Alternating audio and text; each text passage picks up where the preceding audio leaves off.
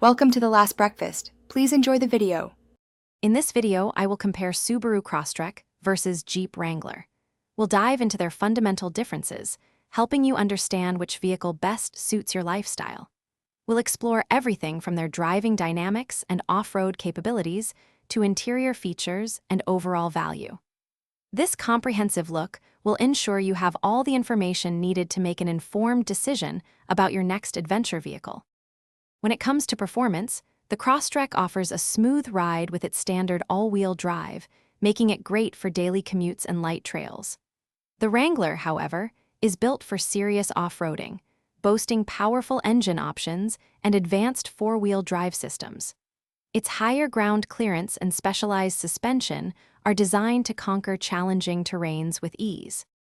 Inside, the Crosstrek offers a comfortable and refined cabin with user-friendly technology, perfect for everyday driving. You'll find a responsive infotainment system and a suite of safety features. The Wrangler, on the other hand, embraces a more utilitarian design, prioritizing durability and easy cleaning after off-road excursions, while still offering essential tech for your journeys. Ultimately, your choice depends on your priorities.